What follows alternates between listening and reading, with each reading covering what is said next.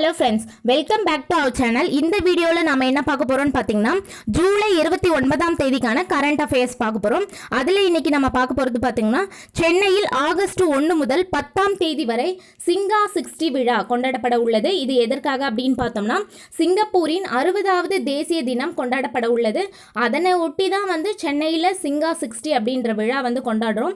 இந்திய அளவிலும் சரி, தமிழ்நாட்டு அளவிலும் சரி, நம்ம சிங்கப்பூரோட நெருங்கிய தொடர்பு கொண்டிருக்கிறதுனால சிங்கா 60 அப்படின்ற விழாவை சென்னையில் கொண்டாடுறோம். இதில் பார்த்தோம்னா, நகரத்தின் சிந்தனைகள் அப்படின்ற தலைப்பில் சிறப்பு கண்காட்சி ஒன்று நடைபெற உள்ளது. முச்சந்தி அப்படின்ற தலைப்பில் நாடகம் ஒன்று நிகழ்த்தப்பட உள்ளது. ஸ்கிரீன் சிட்டி அப்படின்ற தலைப்பில் சிறப்பு நிகழ்ச்சி, அதில் இந்திய திரைப்படங்களில் சிங்கப்பூர் எவ்வாறு சித்தரிக்கப்பட்டு வருகிறது என்பது குறித்து ஸ்கிரீன் சிட்டி அப்படின்ற தலைப்பில் சிறப்பு நிகழ்ச்சி நடத்துகிறாங்க. இந்தியா கனெக்ட் சிங்கப்பூர் எடிஷன் அப்படின்ற தலைப்பில் சிறப்பு விவாத நிகழ்ச்சி நடத்துகிறாங்க.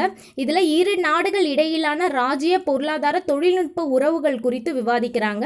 அடுத்து சக்திதாசன் அப்படின்ற தலைப்பில் மகாகவி பாரதியாரினுடைய சிறப்பு ஆவணப்படம் வெளியிடப்பட உள்ளது.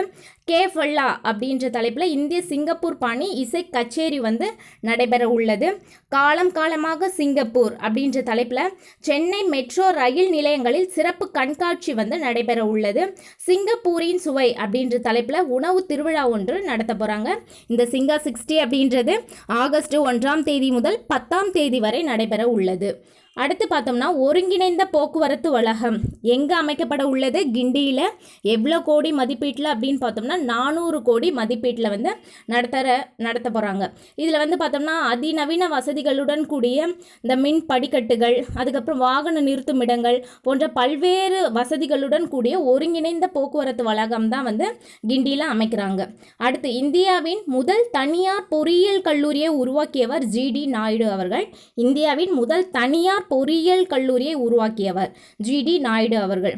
அடுத்து, டிஎன் ஸ்பார்க் திட்டம் அப்படின்றது எதற்காக அப்படின்னு பார்த்தோம்னா, பள்ளி பருவத்திலேயே கோடிங், ஏஐ, ஆன்லைன் டூல்ஸ் பற்றி தெரிந்து கொள்வதற்காக டிஎன் ஸ்பார்க் திட்டம் தொடங்கப்பட்டிருக்கு. அடுத்து பார்த்தோம்னா, எந்த மாநிலத்தில் வாக்காளர் பட்டியலில் தேர்தல் ஆணையம் சிறப்பு திருத்த பணி மேற்கொண்டது அப்படின்னு பார்த்தோம்னா, பீகார். எந்த மாநிலத்தில் வாக்காளர் பட்டியலில் தேர்தல் ஆணையம் சிறப்பு திருத்த பணி மேற்கொண்டது அப்படின்னு பார்த்தோம்னா, பீகார்.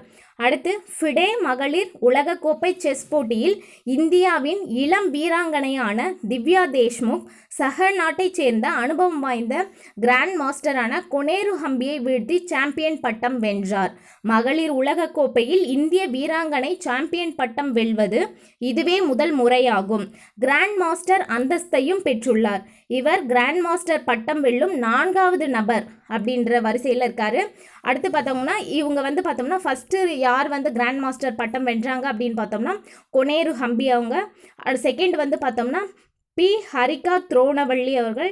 தேர்ட் ஒன் பார்த்தோம்னா ஆர் வைஷாலி. ஃபோர்த்து திவ்யா தேஷ்முக் அவர்கள். ஓகேங்களா? இந்த கிராண்ட் மாஸ்டர் வரிசையில் 4வது நபர் திவ்யா தேஷ்முக். அடுத்து பார்த்தோம்னா, பிரான்ஸ் செஸ் போட்டி, அதில் தமிழ்நாட்டில் இருக்க ஈரோடு மாவட்டத்தை சேர்ந்த இனியன் சாம்பியன் பட்டம் வென்றார். பிரான்ஸில் ஃப்ரோன்ஸ் நகரில் இந்த செஸ் போட்டி நடைபெற்றது. டோல் டிராஃபி மாஸ்டர்ஸ் 2025 என்ற தலைப்பில் நடந்தது. அதில் இனியன் சாம்பியன் பட்டம் வென்றார். ஓகே ஃப்ரெண்ட்ஸ், இந்த வீடியோ உங்களுக்கு பிடிச்சிருந்தால் லைக் பண்ணுங்கள், உங்கள் ஃப்ரெண்ட்ஸ்க்கும் ஷேர் பண்ணுங்கள், மறக்காமல் சப்ஸ்கிரைப் பண்ணுங்கள். தேங்க்ஸ் ஃபார் வாட்சிங்.